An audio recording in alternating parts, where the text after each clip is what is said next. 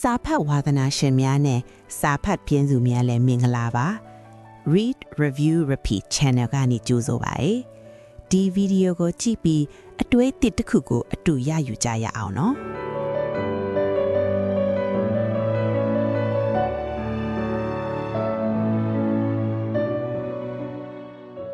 နေ့စဉ် social media ကိုဖွင့်လိုက်တာနဲ့တွေးဆူစရာကောင်းတယ်ခေါင်းစဉ်တွေမယုံနိုင်စရာဇလန်းတွေကိုကျမတို့အမြဲလို့တွေးနေရတယ်နော်ဟုတ်ပါတယ်ဗျာတချို့သတင်းတွေဆိုရင်ဖတ်လိုက်တာနဲ့ဒေါသထွက်သွားတယ်ဒါမှမဟုတ်လေအရန်ကိုစိတ်လှုပ်ရှားသွားတာမျိုးတွေဖြစ်တတ်တယ်လေဟုတ်တယ်ဒါပေမဲ့ခဏလေးရပ်ပြီးစဉ်းစားကြည့်ရအောင်အဲ့ဒီသတင်းတွေထဲကဘလောက်များကအမှန်တကယ်ဖြစ်ပျက်နေတဲ့အရာတွေလဲပြီးတော့ဘလောက်ကကျမတို့ရဲ့စိတ်ခံစားချက်တွေကိုကစားဖို့တတ်ဖန်တီးထားတာတွေလဲဆိုတာပေါ့အဲ့ဒါတော်တော်အရေးကြီးတဲ့မေးခွန်းနဲ့ဗျဆိုတော့ဒီကနေ့တေချာလေးအသေးစိတ်လေ့လာဆွေးနွေးသွားမယ့်အကြောင်းအရာကတော့လူမှုကွန်ရက်တဲ့ပေါ်ကသတင်းမားတွေရဲ့နောက်အမိတ်သတင်းတွေရဲ့နိုင်ငံရေးအရာချဲလဲလဲစားမှုတွေအကြောင်းပဲဖြစ်ပါတယ်ရှင်ဟုတ်ကဲ့ဒီကနေ့ကျွန်တော်တို့အဓိကအခြေခံပြီးလေ့လာသွားမယ့်ရင်းမြစ်ကတော့The Politics of Social Media Manipulation လို့အမည်ရတဲ့သူတေသနာစာတမ်းကြီးဖြစ်ပါတယ်ဗျဒီစာတမ်းကဘလို့အကြောင်းအရာတွေကိုအဓိကငင်းရှင်ထားတာလဲရှင်သူကအထူးသဖြင့်2019ခုနှစ်နယ်သာလန်ရွေးကောက်ပွဲနဲ့2016ခုနှစ်အမေရိကန်ရွေးကောက်ပွဲအခြေအနေတွေကိုအသေးစိတ်နိုင်ရှင်လေ့လာထားတာပါဒီလိုအသေးစိတ်လေ့လာရတဲ့အဓိကရည်ရွယ်ချက်ကတော့ရှင်းပါတယ်နေ့စဉ်နဲ့အများသတင်းအချက်အလက်တွေအများချာမှကျမတို့တွေနစ်မိုးမနေစေဖို့ပါပဲဟုတ်တယ်ဗျာဒီသတင်းမားတွေကလူအများအပေါ်တကယ်ပဲဘလို့လွှမ်းမိုးတယ်လဲကျမတို့ထင်ထားသလောက်ကောတကယ်ပဲအစွမ်းထက်သလားဆိုတာကိုအလွယ်တကူသဘောပေါက်သွားအောင်ရှင်းပြသွားဖို့ဖြစ်ပါတယ်ရှင်ကဲတော့ဒီချာလီရှင်းကြည့်အောင်ဗျာလူမှုကွန်ရက်ပေါ်ကသတင်းမားဆိုတာအင်တာနက်ပေါ်လာမှာဒါမှမဟုတ် smartphone တွေပေါ်လာမှာ YouTube ထွက်လာတဲ့အရာတခုတော့မဟုတ်ဘူးနော်ဟုတ်ပါဗျာသမိုင်းကြောင်းနဲ့ခြီးပြီးအတွင်းအမျိုးနဲ့ရှင်းနေခဲ့ရလို့ဆိုနိုင်ပါတယ်ဒီနေရာမှာစစ်မင်စားကြီးအကောင့်တာကနိဗ္ဗာန်အသစ်တစ်ခုခုဝင်ရောက်လာတိုင်းလူတွေရဲ့ဆက်သွယ်ရေးပုံစံတွေပြောင်းလဲသွားတိုင်းမှာမီဒီယာအခင်းအကျင်းရလဲတိတိတသာလိုက်ပြီးပြောင်းလဲသွားလေးရှိတာပါပဲဟုတ်တယ်တမိုင်းကိုနည်းနည်းလေးနောက်ပြန်ဆုတ်ကြည့်မယ်ဆိုရင်18ရာစုပြည့်တဲ့သလင်းစာတွေခေတ်ကိုရောက်သွားပါလိမ့်မယ်ဗျအဲ့ဒီခေတ်ကတည်းကအခြေမြင့်မရှိတဲ့လောက်ချန်ဖန်တီးထားတဲ့ကောလာဟလသတင်းတွေကိုခဏလို့ခေါ်ဆိုခဲ့ကြပါတယ်အော်ဆိုလိုတာကသတင်းတုသတင်းမားဆိုတာရာစုနှစ်တွေနဲ့ချီပြီးရှိနေခဲ့တဲ့သဘောပေါ့အတိအကျပါပဲဗျာနောက်ပြီးဂျာမန်ဒီဘက်မှာလည်း Lugan Press သို့မဟုတ်လိန်လည်နေတဲ့သတင်းမီဒီယာဆိုတဲ့အသုံးအနှုန်းကိုကြဲပြန့်အသုံးပြုထည့်ကြဘူးပါတယ်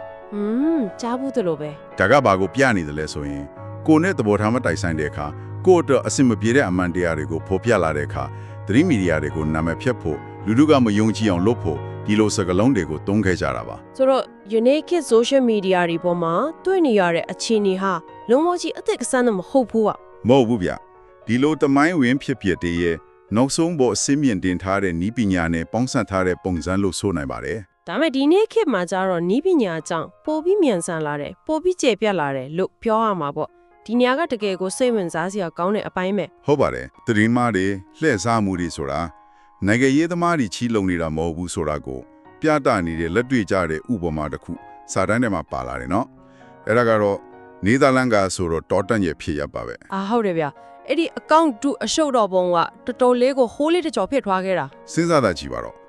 သူကသူ့ကိုယ်သူအင်တာနက်ပေါ်မှာပို့ပြီးနာမည်ကြီးအောင်ဆိုပြီးအကောင့်တူပေါင်း140လောက်ကိုကိုယ်တိုင်ဖန်တီးအသုံးပြုခဲ့တာတော်တော်များတယ်နော်အဲ့ဒီအကောင့်တွေနဲ့သူ့ရဲ့ကိုယ်ပိုင် Wikipedia စာမျက်နှာအချက်လက်တွေကိုဝင်ဖြည့်နေရေဒီယိုအစီအစဉ်တွေမှာပြည်သက်အနေနဲ့ဟန်ဆောင်ပြီးသူ့တချင်းကိုသူပြန်တောင်းဆိုတယ်ဒါတွေကတာမန်လက်စားမှုလို့ထင်ရပေမဲ့တကယ်တမ်းကျတော့ဒီထက်ပိုဆိုးတဲ့အရာတွေလုပ်ခဲ့သေးတယ်မှန်ပါတယ်ဗျာသူကလူတွေရဲ့စိတ်ခံစားမှုကိုအတုံးပြုဖို့အထိလုပ်ခဲ့တာကိုတွေ့ရတယ်ဟုတ်တယ်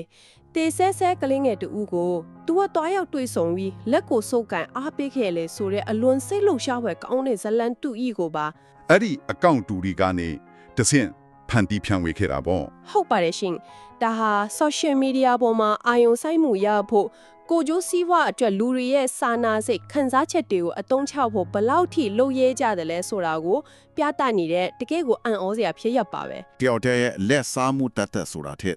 ယနေ့ခေတ် computational propaganda လို့ခေါ်တဲ့ကွန်ပျူတာနည်းပညာသုံးဝါဒဖြန့်ချေခြင်းရဲ့သဘောတဘာဝကိုအထင်ထားမြင်တွေ့ရမှာပါဗျာဟိုလေ computational propaganda ဆိုတာကိုနည်းနည်းလောက်ပိုရှင်းပြပေးလို့ရမလားတာမန်ဝါဒဖြန့်တာနဲ့ဘာကွာသွားလဲရှင်တာမန်ဝါဒဖြန့်တာကလူကိုယ်တိုင်လိုက်ပြောရတယ် စာရွက်ဝေရတယ်ဗျာဒါပေမဲ့ဒီနီးပညာခေတ်မှာကျတော့ bots လို့ခေါ်တဲ့အလိုအယောက်တုံ့ပြန်ရေးသားပေးတဲ့စနစ်တည်ရှိလာပြီ ။အော်စတင်နေလောက်တာဗော ဟုတ်တယ်နောက်ပြီး likes တွေ followers အတူတွေကိုစရန်တရားတွေလို့ဖန်တီးပေးတဲ့စနစ်တွေရှိတယ်အဲ့ဒီစနစ်ကြီးနဲ့လူတွေရဲ့စိတ်ဝင်စားမှုကိုအမြန်ဆွဲဆောင်နိုင်တဲ့ clickbait ခေါင်းစဉ်တွေကိုပေါင်းစပ်လိုက်တဲ့အခါ ။တာမန်ကြောင်းရလေးတစ်ခုကနေနိုင်ငံလုံးကျွတ်ကမ္ဘာလုံးကျွတ်ပြန့်နှံ့သွားအောင်ဖုန်ကြီးချဲလို့ရသွားတာဗောနော် မှန်ပါတယ်ဒီလိုမျိုးနီးပညာစနစ်တွေကိုအသုံးမျိုးပြီးလူထုအမြင်ကိုပွန်ဖော်ဖို့လွှမ်းမိုးဖို့ကြိုးစားတာဟာယနေ့ခေတ်တည်င်းချက်လက်စစ်ပွဲတွေရဲ့အဓိကလက္ခဏာရဲ့တစ်ခုဖြစ်လာနေပါပြီ ။ဟုတ်တယ်ဒီလိုနီးပညာသုံးဝါဒဖြန့်မှုတွေချဲလဲစားမှုတွေရဲ့အထွတ်အထိပ်ကိုတော့2016ခုနှစ် American သမ္မတရွေးကောက်ပွဲမှာကမ္ဘာကြီးကမျက်ဝါးထင်ထင်တွေ့ခဲ့ရတယ်လို့စွဲရမှာပေါ့ အဲ့ဒါတကယ်ကိုကြီးမားတဲ့တက်တဲ့ပြချက်တွေဗျ စာတမ်းထဲမှာဖော်ပြချတဲ့ယူရှားအခြေစိုက် Internet Research Agency ခေါ်တဲ့ IRA ရဲ့လှုပ်ဆောင်ပုံတွေကတော်တော်လေးကြက်တီးထက်စရာကောင်းပါတယ် အေဂီတုံးကသူတို့တုံးသွားတဲ့နီးဗျူဟာကတကယ်ကိုတိမ်မွေပြီးအန်ဒီရဲ့များပါတယ်ဗျသူတို့ကရွရှားကနေ American တွေကိုတိုက်ရိုက်လှမ်းဆွဲတာမဟုတ်ဘူး American ပြည်တွင်းကတက်ကြွလှုပ်ရှားသူတွေအဖြစ်ဟန်ဆောင်ပြီးအကောင့်တူစာမျက်နှာတူတွေအများကြီးဖန်တီးခဲ့တာပါ ဥပမာပြရရင် Blacktivist လို့နာမည်ပေးထားတဲ့လူမီအခွင့်အရေးလှုပ်ရှားသူအဖွဲ့အမိခံစာမျက်နှာလေးဖန်တီးတယ် ဟုတ်တယ် တစ်ဖက်မှာလည်း Heart of Texas လိုမျိုးလက်ရရင်အဖွဲ့အမိခံစာမျက်နှာတွေကိုဖန်တီးတယ်ဆိုလိုတာကပတ်နှစ်ဖက်လုံးမှာဝင်ပြီးနေရာယူထားတာကို အဲ့ဒါကတော်တော်လဲတဲ့နီးကလာမယ် ပြီးတော့မှအဲ့ဒီစာမျက်နှာတွေကနေလူထုကြမှာတွေ့ကွဲအောင်အမုန်းတရားနေပွားများလာအောင်အပြန်လန့်လှုပ်ဆောင်ကြတာပါတကယ်မြေပြင်ကစနပြပွဲတွေကိုတော့အဲ့ဒီပြည်ပကအဖွဲ့အစည်းတွေက online ကနေစိန်တွေးထိုးလှုပ်ဆောင်နေကြတာကိုလေ့လာတွေ့ရှိရပါတယ် ဒါမဲ့ဒီချင်းတွေကိုနယ်သာလန်နိုင်ငံရဲ့အခြေအနေနဲ့နိုင်ရှင်ကြည့်တဲ့အခါမှာတော့တော်တော်လေးကွာခြားချက်တွေတွေ့ရလေဗျ ဘယ်လိုကွာခြားတာလဲရှင် ယူရှားရဲ့လွမ်းမိုးမှုကနေရာတိုင်းမှာတပုံစံတွေမဟုတ်ဘူးဆိုတာကိုပြနေတာပါဥပမာ MH17 ခီးဒီလီယင်ပစ်ချခံရမှုဖြစ်စဉ်ကိုပြန်ကြည့်အောင်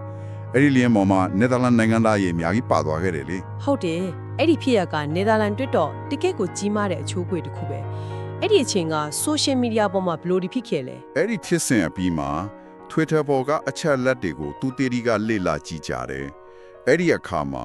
ယူရှားဘာသာစကားနဲ့ရေးသားထားတဲ့ MH17 နဲ့ပတ်သက်တဲ့မှတ်ချက်ပေါင်း9800ခန့်ကိုတွေ့ရှိခဲ့ရတယ်ဗျာ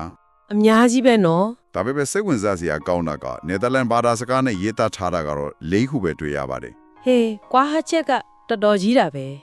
9,9500နဲ့4ခုဆိုတော့လေဒါကဘာကိုပြနေတာလဲ ဒါကဘာကိုပြနေတယ်လဲဆိုရင်အဲ့ဒီအချိန်ကယူရှားရဲ့အဓိကဖြစ်မှာဟာနယ်သာလန်ပြည်သူတွေကိုယုံကြည်အောင်တရင်မားတွေနဲ့တိုင်သွင်းဖို့ထက်သူတို့ရဲ့ပြည်တွင်းပြည်သက်နဲ့အရှေ့ဥရောပပြည်သားအတွက်ဇက်ကြောင်းကိုထိန်းချုပ်ဖို့ကိုလိုရာဆွဲဖို့တာပို့ပြီးရည်ရွယ်ခဲ့တယ်ဆိုတာကိုအထောက်ထားတွေကပြသနေပါတယ် အော်အဲ့ဒီလိုကိုဒါပေမဲ့ယူရှားကတရိပ်မလုပ်ဝင်မဲ့ပြဿနာကအဲ့ဒီမှာတင်ပြီးမသွားဘူးနော် ဟုတ်တယ်ဗျာ စာတိုင်းခိုင်မှာ Russification ဆိုတဲ့စကားလုံးကိုသုံးသွားတယ်အဲ့ဒါကဘာကိုဆိုလိုတာလဲရှင် အဲ့ဒါကတော်တော်လေးသတိထားမယ့်အခြေအနေပါပဲ Russification ဆိုတာကယူရှားတဲ့အရင်ကအသုံးပြုခဲ့တဲ့လူထုကိုတွေးကွဲစေတဲ့နီးဗျူဟာတွေအကောင့်တူထုံးပြီးဝါဒဖြန့်တဲ့နီးလိုင်းကိုပြည်တွင်းကနိုင်ငံရေးအဖွဲ့အစည်းတွေတက်ကြွလှုပ်ရှားသူတွေကိုယ်တိုင်ကအတူခိုးပြီးတုံးလာတာချက်တဲ့ချင်းတွေကိုဆိုလိုတာပါ ဆိုလိုတာကပြပကလာလောက်တာမဟုတ်တော့ဘူးပေါ့ ဟုတ်ပါတယ်ပြည်ပကလာလို့တာမဟုတ်တော့ပဲကိုယ့်ပြည်တွင်းအချင်းချင်းနိုင်ငံရေးအမြတ်ထုတ်ဖို့ဒီလိုနီလန်းဆိုးတွေကိုတုံးလာကြတာဖြစ်ပါတယ် ဒီနေရာမှာကျမတို့အထူးသတိပြုရမယ့်အချက်တစ်ခုကတော့လေဒီလိုနိုင်ငံရေးအမြတ်မတူညီမှုတွေမှာလဝဲရင်းတဲ့အဖွဲ့ကဖြစ်စီလက်ရရင်းတဲ့အဖွဲ့ကဖြစ်စီဘယ်ဘက်ကပဲလှုပ်လို့ဒီလိုသတင်းမှားနဲ့လှည့်စားမှုနီးဗျူဟာတွေကိုတုံးချလာကြရတယ်ဆိုတဲ့အချက်ပါပဲ ဒါအရေးကြီးတဲ့အချက်ပဲဗျ ဟုတ်ပါတယ်ကျမတို့ရဲ့ဒီဆွေးနွေးမှုဟာဘယ်နိုင်ငံရေးယူဆဘယ်နိုင်ငံရေးပါတီကိုမှဗတ်လိုက်ထောက်ခံနေတာဒါမှမဟုတ်ဘေးဖန်တိုက်ခိုက်နေတာလုံးဝမဟုတ်ပါဘူးရင်းမြစ်စာတမ်းတွေကတွေ့ရှိချက်တွေကိုအရှိကိုအရှိအတိုင်းဗတ်လိုက်မှုကင်းကင်းနဲ့တင်ပြနေခြင်းသာဖြစ်ပါတယ် မှန်ပါတယ်ဗျအခု American နဲ့ Netherlands ရွေးကောက်ပွဲတွေမှာသတင်းမှားတွေရဲ့လွှမ်းမိုးနိုင်စွမ်းကွာခြားပုံကိုဆက်ပြီးနိုင်ရှင်ကြည့်ရအောင် ကောင်းပါရဲ့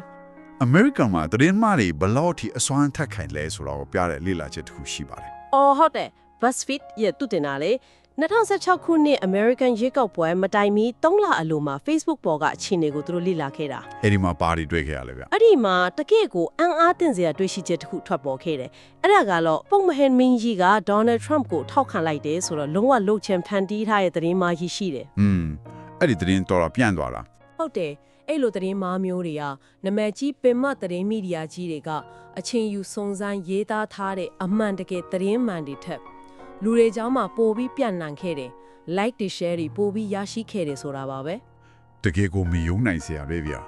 ဉ်းစားကြည့်လေလုံးဝလုံးကြံထားတဲ့အရာတစ်ခုကတကယ်သတင်းအစ်စ်တွေထက်နေရာပိုရသွားတယ်ဆိုတာတော်တော်လေးကိုကြောက်စရာကောင်းတဲ့အခြေအနေပဲအမေရိကန်မှာတော့သတင်းမားကြီးကပင်မသတင်းတွေကိုအနိုင်ရသွားခဲ့တဲ့အချိန်ကာလတစ်ခုဖြစ်ခဲ့ပါတယ် ဒါပေမဲ့ဒီလိုအခြေအနေမျိုးကနိုင်ငံတိုင်းမှာထင်နေတာတော့မဟုတ်ဘူးဆိုတာကို2019ခုနှစ်နယ်သာလန်ပြည်နယ်နဲ့ဥရောပသမဂ္ဂရွေးကောက်ပွဲကာလတွေကဆက်သွေးပြနေပါလေဗျ နယ်သာလန်မှာဘလို့ကွာခြားသွားလို့လဲရှင် အဲ့ဒီကာလတည်ရင်ပတ်9ပတ်ကြာအချိန်ကိုသူတတိတိလာတွေကလေ့လာခဲ့တယ်နယ်သာလန်မှာကျတော့အမေရိကန်နဲ့လုံးဝကိုကွာခြားသွားပါတယ်ပင်မသူတွေမီဒီယာတွေကသာလူတွေရဲ့စိတ်ဝင်စားမှုကိုအများဆုံးရရှိခဲ့တာကိုတွေ့ရပါတယ် ဆိုလိုတာကနယ်သာလန်မှာသတင်းမားတွေအမိုက်သတင်းတွေလုံးဝမရှိတော့ဘူးလို့ပြောတာလား အဲ့လိုတော့မဟုတ်ဘူးဗျာ junk news လို့ခေါ်တဲ့အမိုက်သတင်းတွေကပျောက်ကွယ်သွားတာမျိုးမဟုတ်ပါဘူးသူတို့လည်းရှိနေတာပဲဒါပေမဲ့အဓိကလွှမ်းမိုးလိုက်တဲ့အနေအထားမှာမရှိဘူး အော်နေရမရဘူးပေါ့ ဟုတ်တယ်အများတန်းတစ်တဆိတ်ရှိနေတတ်တယ်ဒါပေမဲ့အပေါ်ယံကိုတက်မလာနိုင်တဲ့အောက်ခံရေစီးကြောင်းတစ်ခုအနေနဲ့တာတိရှိနေခဲ့တာပါ ဥပမာပေးရရင်အဲ့ဒီအချိန်က Segas လို့ခေါ်တဲ့ခေါင်းစဉ်နဲ့ရွေးကောက်ပွဲအပြီး cabinet အဖွဲ့စည်းခြင်းလိုမျိုးတကယ်နေမြန်ရေးတဲ့အစစ်အမှန်တွေကသာ social media ပေါ်မှာပိုပြီးလွှမ်းမိုးနိုင်ခဲ့တယ် လူတွေကအဲ့ဒါကိုပဲပိုပြီးဆွေးနွေးခဲ့ကြတာတွေ့ရတယ် ဒါကတော်တော်လေးစိတ်သက်သာရာရစရာအချက်ပါပဲ ဒါကအရေးကြီးတဲ့မိကွန်းတစ်ခုကိုဖြစ်လာစေပါတယ်ဗျာအဲ့ဒါကတော့ junk news တို့မအမိုက်သတင်းဆိုတာကိုဘယ်လိုအမျိုးအစားခွဲခြားတတ်မှတ်မလဲဆိုတာပါပဲ ဟုတ်တယ် သတင်းမားတိုင်းကလုံးဝကြီးလောက်ကျန်ထားတာမျိုးတော့မဟုတ်ဘူးလေ ဟုတ်ကဲ့ Oxford Internet Institute နဲ့ Netherlands က Honors Handelsblad သတင်းစာတို့ရဲ့လေ့လာချက်တွေအလားသတင်းတွေကိုအမျိုးအစားခွဲခြားပြထားတာရှိတယ်နော် မှန်ပါတယ်သူတို့ကအဓိကအဆင့်၄ဆင့်ခွဲခြားပြထားတယ်ဗျပထမတစ်ခုကတော့ပင်မသတင်းပေါ့ ဒုတိယကကော ဒုတိယကဘက်လိုက်လွတ်တဲ့သတင်းတတိယကလူတွေရဲ့အာရုံစိုက်မှုရအောင်လှည့်စားဆွဲဆောင်တဲ့ click bait နောက်ဆုံးစတုထကတော့လုံးမအခြေအမြင့်မရှိတဲ့ပူးပေါင်းကြံစည်မှု theory ဆိုပြီးခွဲခြားနိုင်တာပေါ့နော် အတိအကျပါပဲ Netherlands မီဒီယာတွေကိုဥပမာပေးပြီးရှင်းပြရင်ပိုလို့ရမယ်ချင်တယ်ဥပမာ Dagelijkse Standard တို့ Gene Stein နဲ့ The Post Online လိုမျိုး online စာမျက်နှာတွေရှိရလို့စာတမ်းမှာဖော်ပြထားတယ် ဟုတ်တယ်ဗျအဲ့ဒီစာမျက်နှာတွေကလုံးဝမရှိတဲ့အရာလုတ်ချန်ဖန်တီးထားတဲ့ fake news တွေကိုကြီးတင်နေတာတော့မဟုတ်ပါဘူးဒါပေမဲ့သူတို့တင်ဆက်တဲ့ပုံစံကြည့်ရင်ပြင်းထန်တဲ့နိုင်ငံရေးအမြင်တွေပါဝင်နေတယ် တစ်ဖက်သက်ဆန်လွန်တာမျိုးပေါ့ ဟုတ်တယ်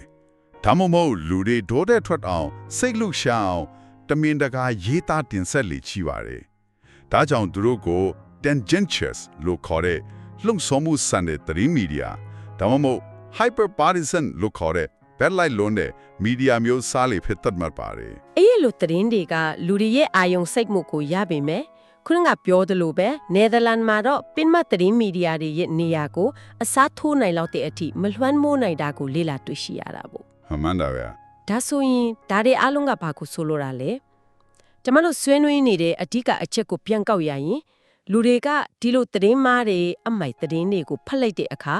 တကယ်ပဲယုံကြည်သွားကြလို့အမှန်ကြီးပါဆိုပြီးလက်ခံသွားကြလို့ပြန်ပြီး share နေကြတာလားဒါမှမဟုတ်တခြားစိတ်ပညာအရအကြောင်းရင်းများရှိနေသလားပေါ့ ဟုတ်တယ်အဲ့ဒီအချက်ကဒီသူတည်တနာရဲ့အသက်လို့တောင်ပြောလို့ရပါတယ်ဗျာလေးလာမှုတွေအရာပြောရရင်လူအများစုဟာအဲ့ဒီသတင်းမားတွေကိုလုံးဝအမှန်ကြီးပါလို့လက်ခံယုံကြည်သွားတာမျိုးသိမရှိပါဘူး ဟင်ဒါဆိုဘာလို့အဲ့လောက်တောင်ပြန် share နေကြလားလဲ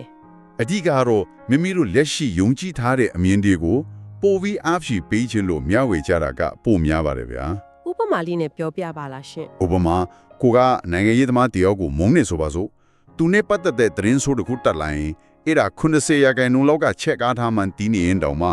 တွေ့လားဒီလိုလူမျိုးဆိုပြီး ကိုယ်လင်ကိုပန်ပိုးဖို့အတွက်ပြန်များဝေတတ်ချတာပေါ့နော် အတိအကျပဲဗျာနောက်တစ်ချက်ကသူ့တတိတွေက fatigue sharing လို့ခေါ်တဲ့ user ပါ fatigue sharing ဆိုတာကတော့ဘယ်လိုမျိုးလဲရှင် အလွယ်ပြောရရင်လူမှုရေးဆက်သွယ်ခြင်းယူတက်တက်ဒါမှမဟုတ်ဟာတာအနေနဲ့နောက်ပြောင်းခြင်းယူတက်တက်ဖြန့်ဝေကြတာကိုဆိုလိုတာပါအင်္ဂလိပ်လို for loss ပေါ့ဗျာ အော်တရင်တပုတ်ကိုတွေ့တယ်ရဲရတယ်ဒါမှမဟုတ်အတိတ်ပဲမရှိလုံးလို့ကိုယ်တငယ်ချင်းတွေကိုပြချင်တယ်အဲ့ဒါနဲ့ပြန် share လိုက်တယ်အဲ့လိုမျိုးပေါ့ ဟုတ်တယ်အဲ့ဒီလူမျိုးတွေအများကြီးရှိပါတယ်ဒါကြောင့်ကျွန်တော်တို့လက်ရှိဖြတ်တန်းနေရတဲ့ post truth သို့မဟုတ်အမှန်တရားလုံခေတ်ဆိုတာကြီးဟာလူတွေကအတိညာလန်းနေလို့အလွယ်တကူလက်လားခံရလို့ဖြစ်လာတာမဟုတ်ဘူးဆိုတာကိုသဘောပေါက်ဖို့လိုပါတယ် ဒါဆိုရင်လူတွေကတမင်းသက်ကိုမာမန်တီးတီးကြီးနဲ့လက်ခံနေကြတဲ့သဘောပေါ့ တနည်းအားဖြင့်တော့ဟုတ်ပါတယ်ဗျာတကယ်တမ်းကျတော့လူတွေဟာမိမိတို့ရဲ့ကိုယ်ပိုင်အမြင်မိမိတို့ရဲ့နိုင်ငံရေးအယုံကြည်နဲ့ကိုက်ညီတဲ့ alternative facts လို့ခေါ်တဲ့အခြားရွေးချယ်စရာအမှန်တရားတွေကိုဒါလက်ခံယုံကြည်လာကြတာဖြစ်ပါတယ် ကိုမကြိုက်တဲ့အမှန်တရားဆိုရင်အထောက်အထားတွေဘလို့ခိုင်ခိုင်ပတ်ချဖို့ဝင်မလဲတော့တဲ့အခြေအနေမျိုးပေါ့ ဟုတ်ပါတယ်ဗျာ ဒါကြောင့်မို့လို့တလင်းမားတွေကိုတိုက်ဖြတ်ဖို့ဆိုပြီးလုပ်နေကြတဲ့အချက်အလက်စစ်ဆေးခြင်းခေါ်တဲ့ fact checking လုပ်ငန်းစဉ်တွေမှာလည်းအခက်အခဲတွေကန့်သက်ချက်တွေအများကြီးရှိနေတာကိုကဘလောက်ပဲအချက်အလက်တွေနဲ့ဒါကတော့အမားပါလို့တားပြောသူတို့ကလက်ခံခြင်းမလက်ခံပါလေ မှန်ပါတယ်လေ့လာမှုတွေအရစိတ်ဝင်စားစရာကောင်းတဲ့ကအချက်အလက်စစ်ဆေးတဲ့သူတွေကဒါဟာသတိမဖိတ်ကြောင်းခိုင်လုံတဲ့အထောက်အထားတွေနဲ့ပြသလိုက်တဲ့အခါလူတွေကအမှန်တရားကိုသိသွားကြပါတယ်ဗျာ သူတို့ရဲ့ဦးနောက်ကတရင်အချက်လက်ကိုလက်ခံလိုက်တယ်ပေါ့ ဒါပေမဲ့သူတို့ရဲ့စိတ်ခံယူချက်တွေကတော့အလွယ်တကူပြောင်းလဲမသွားဘူးဆိုတာကိုတွေ့ရပါတယ် ဆိုလိုတာကမာမန်တိသွားရင်တော့မှသူတို့မူလကမကြိုက်တဲ့နိုင်ငံရေးပါတီအပေါ်မှာဆက်ပြီးအမြင်မကြည်လင်စေမုံစဲထိနေရပါပဲဒါဟာတကယ်ကိုစိတ်ဝင်စားဖို့ကောင်းတယ်လို့အနှဲငယ်လဲစူးရင်စရာကောင်းတဲ့လူတဘာဝပါပဲ ဟုတ်တယ်ဗျာ လူတွေဟာအချက်လက်ထက်ခံစားချက်နဲ့ယုံကြည်မှုကိုပိုပြီးအလေးထားတတ်ကြလို့ဖြစ်ပါတယ် ဒါကြောင့်လေဝါဒဖြန့်သူတွေကအချက်လက်တွေကိုတိုက်ခိုက်တာအထက်လူတွေရဲ့စိတ်ခံစားချက်တွေကိုပစ်မှတ်ထားပြီးတိုက်ခိုက်နေကြတာဖြစ်ပါတယ်ဗျာ ကဲကျမတို့ဒီကနေ့ဆွေးနွေးခဲ့တဲ့အကြောင်းအရာတွေကိုအနစ်ချုပ်ကြည့်အောင်ပါလူမှုကွန်ရက်တွေပေါ်မှာတရင်မားတွေအမိုက်တရင်တွေဟာနေရာအနှံ့မှာရှိနေပါတယ် ဟုတ်ပါတယ် တင်တဲ့မှုအားကောင်းပြီးနေရာတိုင်းမှာရှိနေပေမဲ့သူတို့ရဲ့လူတွေပေါ်အမှန်တကယ်လွှမ်းမိုးနိုင်စွမ်းကတော့ကျမတို့လီအလွန်အမင်းစိုးရင်နေရလောက်အောင်မကြီးမားဘူးဆိုတာကိုဒီစာတမ်းရဲ့လေ့လာချက်တွေကပြသနေပါတယ် မှန်ပါတယ်ဗျာအဓိကပြဿနာကပါလဲဆိုတော့ဒီလက်စားမှုတွေဟာလူတွေရဲ့အမြင်ကိုတရားရဟိုင်လုံးလုံးဝပြောင်းပြန်ဖြစ်သွားအောင်အဖြူကနေအမြင်ဖြစ်သွားအောင်လုပ်ဖို့ကြိုးစားနေတာမဟုတ်ပါဘူး ဒါဆိုဘာလုပ်နေတာလဲ ကျွန်တော်တို့ลึกဖွေစီအသွင်မှာငကိုကလေးကရှိနေပြီးသားအခွဲကြောင်းလေးတွေသဘောထားခွဲလွဲမှုလေးတွေကိုပိုပြီးကျေပြန့်လာအောင်လူတွေအချင်းချင်းပိုပြီးသွေးခွဲလာအောင်ဒေါသထွက်လာအောင်အမျက်ထွက်လှုပ်ဆောင်နေတာချင်းသာဖြစ်ပါတယ်ဗျာ ဒါကြောင့်ကျမတို့အနေနဲ့နေ့စဉ်သတင်းတွေဖတ်ရှုရမှာလိုက်နှိပ်ပြီးပြန်လဲမျှဝေကြမှာဒီအချက်တွေကိုသတိပြုမိဖို့လိုပါတယ် အတိအကျပဲဗျာ ကိုမျှဝေလိုက်တဲ့အရာတစ်ခုကအချက်လက်မှန်ကန်မှုရှိရလားဆိုတာထွက်ဒီသတင်းကငါ့ကိုဒေါသချွတ်အောင်လူတွေတွေးကွေးအောင်တမင်ဆွေးပေနေတဲ့သတင်းမျိုးလားဆိုတော့ခဏလေးအချိန်ယူစဉ်းစားလိုက်မယ်ဆိုရင်အချက်လက်တွေနဲ့ခြေလဲလက်စားခံရမှုဒဏ်ကနေအတရင်တာတစ်ခုအထိကင်းဝေးနိုင်မှာဖြစ်ပါတယ် ဟုတ်ကဲ့ဒီနေ့ဆွေးနွေးချက်တွေကိုအခြေခံပြီးနောက်ဆုံးအနေနဲ့ပုံမနှက်ချိုင်းနဲ့တွေးတော့ဆရာမေးခွန်းတစ်ခုကိုခြံရစ်ခဲ့ချင်ပါတယ်ဗျာ ပြောပါအောင်ရှင် အခုဆိုရင်လူမှုကွန်ရက်တွေက algorithms တွေနဲ့ AI နည်းပညာတွေဟာကျွန်တော်တို့ကြိုက်တဲ့မဲ့အရာတွေကိုဘယ်အတိအကျရွေးချယ်ဖော်ပြပေးနိုင်စွာအလွန်မြင့်မားလာနေပါပြီ ဟုတ်တယ်ကိုပါကြိုက်တဲ့လေဆိုတော့ကိုထက်တောင် AI ရောပိုသိနေတယ်လို့ပဲနော် အဲ့ဒီတော့အကယ်၍ဒီနည်းပညာတွေဆက်ပြီးတိုးတက်လာမယ်ဆိုရင်အနာဂတ်ချဲလဲလက်စားမှုတွေဟာတာမန်တနေမားတွေဖန်တီးတဲ့ဆိုပြီးအဆင့်ထက်အများကြီးကျော်လွန်သွားနိုင်ပါသလား ဘယ်လိုမျိုးချင်းကြီးရောက်သွားနိုင်လို့လဲ တရားအလုံးလက်ခံထားတဲ့အချက်လဲဆိုတာလုံးဝမရှိတော့ပဲ